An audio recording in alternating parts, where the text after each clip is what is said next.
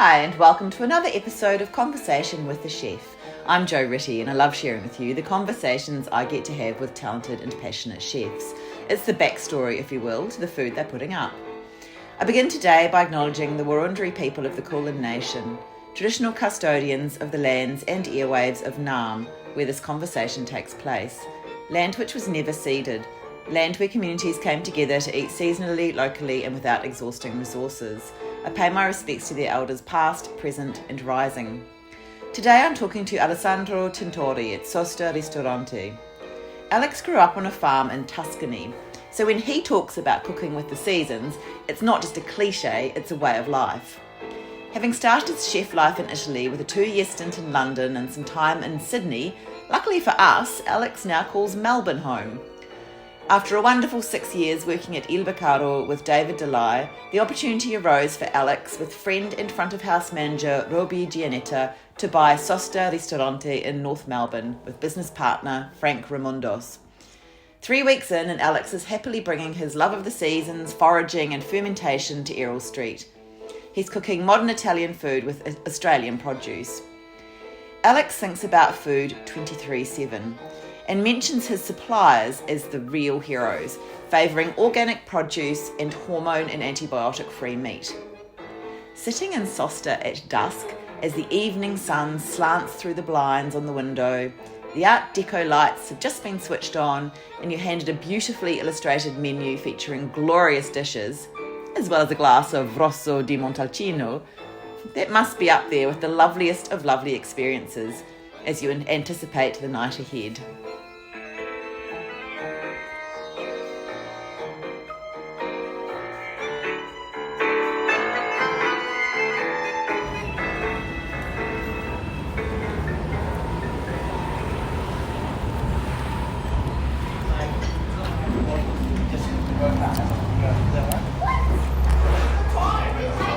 Hi, how are you? Nice to meet you. Thank you. Thanks for your time today. No, thank you for coming, absolutely. Of course. So we're just finishing up lunch in Sabino. Yeah, of And the course. pump today was good also. How's it been going? Good. Yeah. It's the end of the third week now, and we start to settle in finally. Yeah. You know, the soft opening is over. We're getting to be more busy. The guys in the kitchen are trained properly, so it's good. It's just, a lot of hours to get into the points. Yeah. It was a really great article, the Good Food article in The Age. Yes, actually, it was fantastic and a bit unexpected. So it's very, very exciting at the same time. Yes. Yeah, so good. And so I was really interested.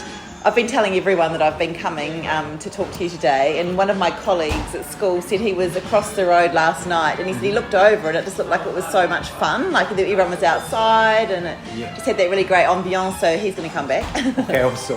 Yeah, we don't want to make a place too uptight, want to keep it not intimidating. It's not what we wanted, I mean, we don't want to do an extreme fine dining or anything like that. This culture of Italian food it's friendly at the end of it, it's nothing particularly complicated or so that's what was the idea behind the project anyway, playing with Italian food, having a bit of fun with native ingredients, and put together my passion for fermentation, I guess, and that's how the project started. Yeah. I was interested in the wording that you want to make Melbourne another region of Italy. Do you want to tell me a bit more about that? I didn't expect it was going. We put it on the article, but that was the idea. When I'm thinking about Italian food, it's all about regional food. It's all about local produce. Yeah, I grew up in the countryside in a little farm, and with my grandfather and my parents in a large family, and everything was sourced locally. My grandparents farmed their own animals and producing our own food for most of the time. And that is all about, that's all about all Italian food. All the food culture normally is just sourcing from local. So what region was that? I am from Tuscany, okay. The heart of Tuscany. Yeah. And I don't think it's nice to keep importing food from Europe. I think it's make more sense sourcing locally. And how can I put that? I feel like I'm respecting more the Italian culture, the food culture generally, just by using the local stuff rather than putting, a piece of prosciutto on an airplane and shipping over here. I don't see the points anymore on doing that. So that's why I try to focus, on the local salami, local cheeses, beside the same sausage like Parmigiano or balsamic vinegar. I try to get everything local, absolutely. And that's why it's the idea of treating Australia like an Italian region. That's what it is, you know what I mean? Yeah, which is good because Australia, often wants to lay ownership to countries like New Zealand. So it's good if Italy can just take ownership of Australia. No, it's like more a philosophy. Like if I'm thinking about, Italian regional food, it's unthinkable of we getting anything from France, Germany, or anywhere else. It's like that because you can find it locally, and that's the idea behind the place. Yeah. Well, I really like that idea, and I think that it is a philosophy, isn't it? Because I think sometimes people talk about authentic food, and that you can only use, but then in an authentic situation, as you say, it is about regionality and terroir, or reflecting where you're from. So it makes total sense to me. So you're using the techniques and the ideas of Italian food, but you're using local produce. Local produce, just to me make more sense than importing everything. So obviously it's a bit of challenge finding the right produce or the high quality. Can be a bit of struggle on the cheeses sides because cow cheeses in Australia are fantastic. They're coming up, the sheep cheeses are not as good, unfortunately, yet as the French or the Italians, but doesn't matter, it's a work in progress, and I prefer supporting the locals. Working with close farms like sport foraging, for example, making amazing produce.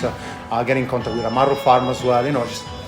Like the Carb Fresh is another farm down to close to Mornington Peninsula. It's making all the organic produce. We're getting stuff from those guys. Yeah. As well, same story for meat producer. Everything is sourced as locally and as small as possible. So that coming from Geelong, like Great Ocean Roads, the pigs from Western Plain Porks, the lambs is just small from Marlborough lambs. It's just it's a bit harder working that way, but it's also more rewarding, and you can tell the difference on the plates. Yeah, absolutely. It's all about that. I think it's just getting very good produce and treat it with respect. Sometimes it does all the job. And tell me about the menu. What are some? Is it a large menu or a tight menu? What are you doing? No, it's it sounds a bit of a cliche, but when it comes down to food, it's always a cliche, because it's been said over and over. But I like to work with seasons. It's very, very important. As I said, I come from I grew up in a little farm, and you really see the season as it goes. And I want to keep it that way. So it's a small menu that is changing very, very often. Like once a month, every 6 weeks, I keep changing items on the menu.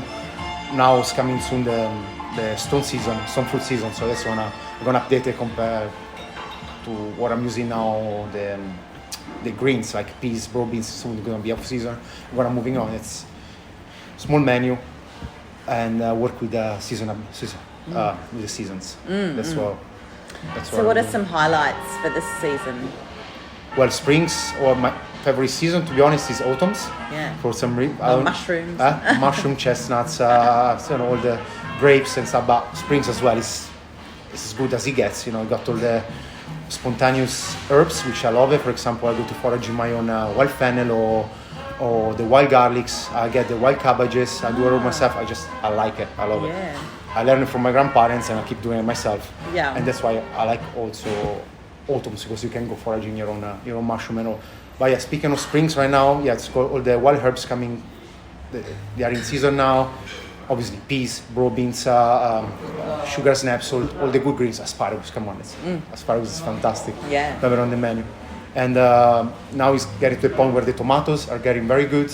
You get to the point that, as I said, stone fruits are about to arrive, so the peaches, apricots, and just keep the challenge goes. Yeah, amazing. I try to save something from each season, like preserving it. Like for this season, I preserve a lot of wild garlic flower, I pickled some, and I fermented some, and I'm gonna put out to the ears. Yeah, and what will you use that for later? For later, garlic flower goes pretty much with everything. It's garlic, so. Wow. Yeah, I like to keep around the like raw meats like carpaccios or tartars or raw seafoods. I really like when they're going together, like the monolactic flavor that they're releasing plus the garlic in background they're having it. It's very pleasant. And is the garlic flour stronger than garlic or more floral, or what? What do you like about it? They're a bit different. Obviously, the smell it's very like garlic. So like imagine when you're working on the springtime on the creek, you can see them everywhere and just smell garlic in the air. But once you actually having them, it's like light garlic. It's like when you're blanching the garlic over and over to make a lighter, it's the same flavor, very natural. And once you blanch and bleach in the stems, it's kind of like very bright green, which is obviously very pleasant to the eye as well. Wow. So right now I'm matching it with the burrata. So I do peas, I do a white garlic emulsion, and just mixing it on the bottom of the plate with the burrata over the top. It just go very well with cheeses and garlic. I mean, it's classic. And did I read that there was perhaps, I don't want to say there wasn't pressure, but there was a desire perhaps to keep on some things on the menu, like the cotoletta or something that...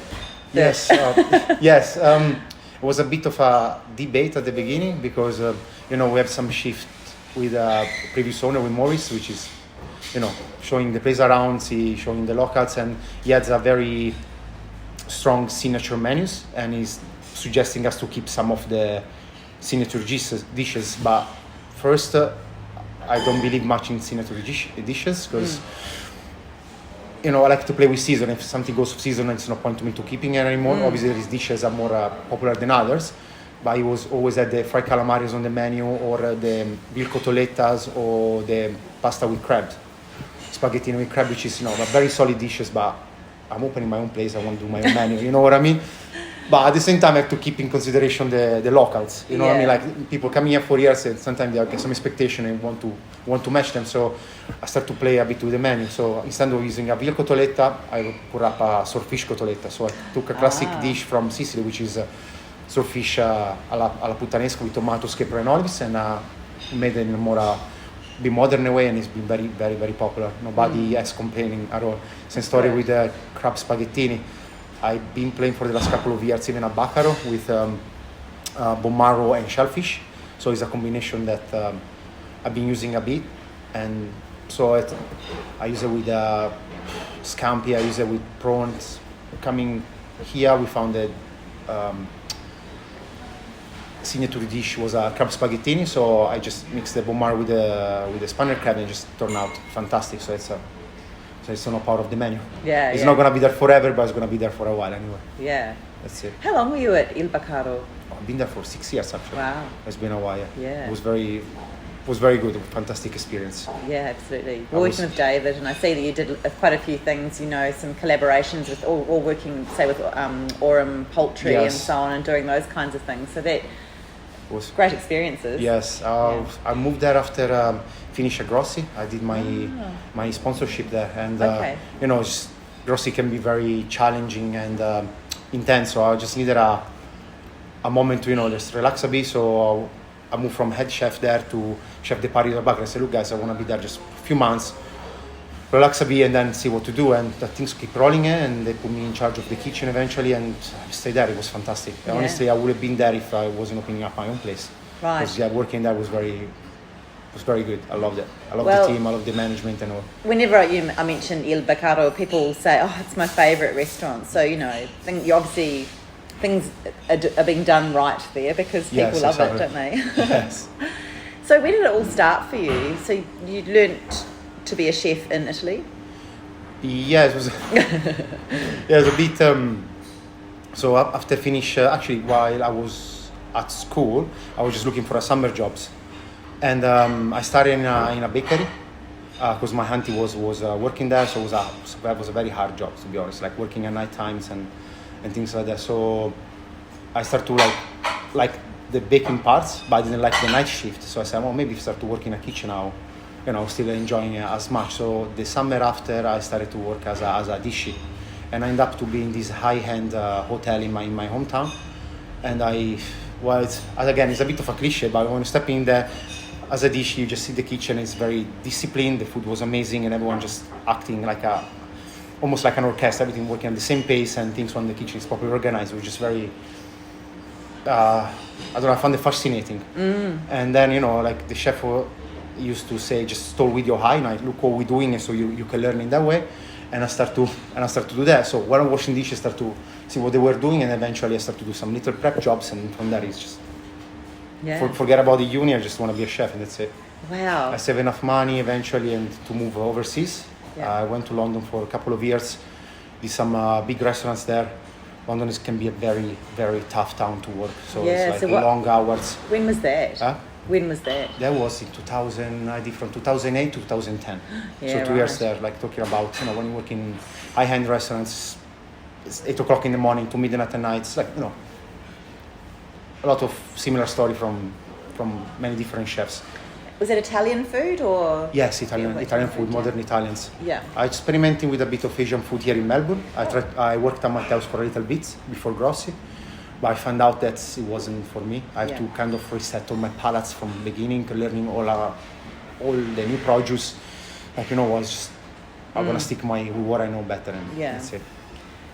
And so from London, did you go back home again and then come here, or? So from London, I went back home for about 6 months, started organizing my trip to Australia. I came to Australia one full year, 6 months in Sydney. I was working close to King Cross, it will be, yes, close to King Cross, Woolloomooloo, I think his name is, of the suburbs there. It was a lovely Italian restaurant called Mezzaluna. I don't think it's there anymore, but it used to be a very, very cool place to work, just right with a big balcony on the bay. It was a lovely Italian restaurant. I think it was 1 or 2 chef hats back in the days. Okay. Anyway, beautiful for 6 months, but eventually my time there was over. I moved to Melbourne and I started to work in a restaurant. It's not there anymore, on 101 Collins Street. It used to be called The Italian. Again, big restaurants, solid hats, just a lot of working. At the end of the year, obviously, I did a bit to travel around. I really liked the country, but didn't find a reason to stay at the moment, so I went back to Italy. I did a year there, working in a local Michelin stars where I was, and then the old owner just gave me a call after 6 months, and he said, if you want to, can sponsor you? I said, you know what, I was doing like 80 hours a week, 6 days a week in Italy. I said, Australia was a bit better, so I come back here, and the thing just kept rolling since then. What made you come here in the first place? Why Australia? It sounds silly, but I used to read a lot as a kid, a lot of books, and I always like books about travel. And from London, probably was the farthest place I could go. Australia, one of the farthest, so it's just get the map. It's just okay, it's far enough. Yeah. And at the time, it was just getting very popular with the working holidays and things. So I said, it's fairly easy trips with all the places I can go. So I came here. It was just more of a challenge, of an experience rather than anything. Yeah. And I loved it, Well, obviously you're invested in it now because you're an owner. Let's see. I became a citizen during the lockdown, actually. Oh, did you? Yes. Yeah. It's been 12 years I'm here now. Wow. It's been a while. Yeah. I haven't lost my thick accent, but... No, well, I haven't lost my thick New Zealand accent, so... And how does it feel owning a place? What's the difference between being a head chef and also being a head chef owner? It's... So far it's 50% excitement, 50% stress. I say. Obviously the mindset is different now. Yeah. I have to think about not only the food but other parts of the business. You've always been involved in costing the produce right and all, but now you just do it, I guess, just more carefully. Yes. That's what it is. Obviously the kitchen was already there. We did a quick renovation of the kitchen too, but still missing a bit of equipment in there, and that's obviously pretty a big part on the menu creation. So I guess now we just try to organizing the money, make the restaurants running correctly, and then start investing more money into the kitchen and moving on. So it's a different game, it's a different mindset, but same but different, probably. And it's, you've been a chef for a few years now, so you've got a wealth of experience, and it sounds as though you're really inspired by the seasons and by produce. Yes. Where else do you look for inspiration? Do you look at Instagram or cookbooks? Yes. As I said, I used to read a lot of books, and I still, but obviously different kind. I'm reading more about more food books, obviously, And yes, I still find the best inspiration on cookbooks rather than social media. Social media is always they got this filter on that you can't really see properly through it.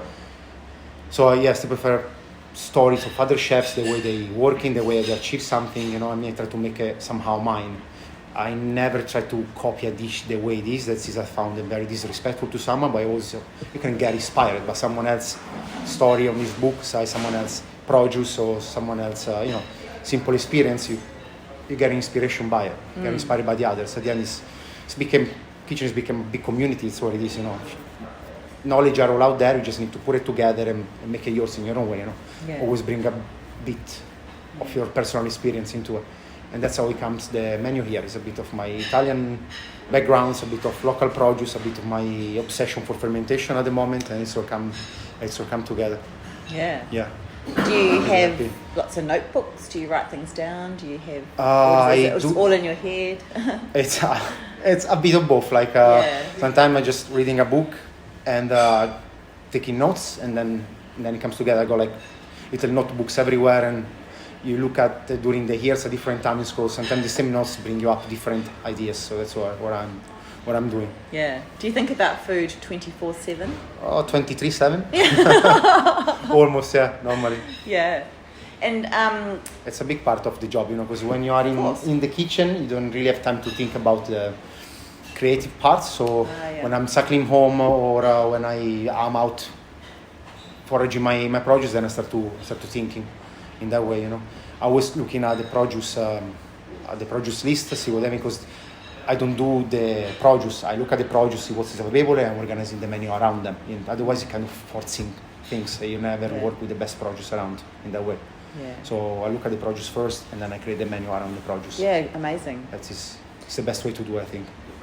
I was going to ask you before, so I'm kind of jumping back now, but I know that in France, I lived in the south of France for a year. Oh, I love south of France. Near Avignon, and I made all these amazing friends who would invite me for dinner, and they were this is in the 90s, but very, very seasonal. And, so when it was asparagus season, for example, they would I'd always stop and wait and watch how they did things, because there's always, the French people, there's always a way of doing things. Yes.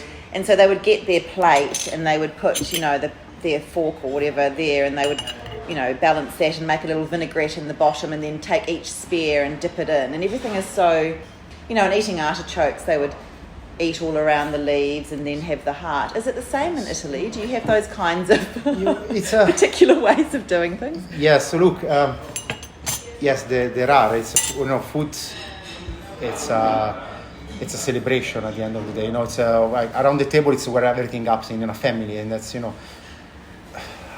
I don't know how to put it in proper words, but yes, everything got its own, the way of things. Like growing up in a farm, season brings food, and food brings works, and it's all a chain of things, and you end up to celebrating the year through the produce. So when it's summertime, it's tomato. As times for tomatoes, so you're making the passata, the salsa, and all the families get involved into it. There is a very specific way to do it. There is a reason, I'm not sure about it, but it's always been done that way, and it works. So that's it. It's kind of it's a tradition that is going along. When it comes to autumns, you got olives and wine. So you're making oil and wine is done in that way for specific reason, and just keep the tradition going. So and it's very community based, isn't it? Like, I love that idea. I don't feel as though we have that so much in the English or Anglo-Saxon culture of people coming together to make passata or to make all the salumi and so on. Yes, I really like that everyone comes together. There's all the neighbors and stuff here, where the neighbors come to help us to making the wine, and you go to help them to make the salumi. It's just like as a community comes together. As I said, there's a lot of things happening around the table. Like birthdays, all the celebrations all happen around the table. So obviously he has his own kind of rules. Also, like his own manners to do things. Yes. And so, what's the experience you want diners to have when they come here? What would be the ideal way for them to approach the menu and Okay, definitely with open minds, because there is a lot of Italian classics made in a bit of a modern way. So I would like for them to think they are having an Italian experience, because what we want, of course. At the end of the day, we are an Italian restaurant, but I would like them to love the fact that they're eating local produce. Be proud of what's Australian doing. Like they're proud of their own farmer, be proud of their own fishermen, be proud of their own butcher, because that's what they're having. The produce they're growing around, the area. They should be very, proud of having Italian food, but with their own produce. And so I want to be open-minded in that way. Yeah, nice. Maybe just one more question, because I can hear people are having their staff meal, and you might need to jump in, because it's probably going to be a big Friday night, is it? It's kinda, yeah. It'll be fine. So just the last question I often ask is what would be your advice to a young person starting off as a chef? Oof, I don't think I'm that good to giving any advice. Honestly. What would you tell your younger self? To my younger self, well, be smart about it. Pick the right experience. Don't think too much about immediate rewards. Think about collecting the right experience. That's my work for you, I think. Because at the end of it, if you're ever gonna be a head chef, you pursue this career for a long time, your food is gonna reflect your experience that you have in the past. So just pick the right experience for you. That's what I would say. I think that's a perfect answer. Thanks. Thank you. No worries. Thank you so much for listening to this episode of Conversation with a Chef with Alessandro Tintori at Sosta Ristorante in North Melbourne. You can check out all the goodness on Instagram at Sosta_Ristorante. That's SOSTA_RISTORANTE. If you liked what you heard and you want to hear more stories from other chefs, you can follow me on Instagram at Conversation with a Chef. You can read the chat and become a subscriber at www.conversationwithchef.com. It's good to become a subscriber because I know you're there, and then I feel loved, and then you get to know when the new stories go up.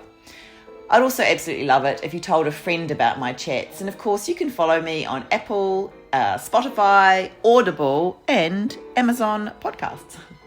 Once again, thanks so much for listening. Have a great day et bon appétit.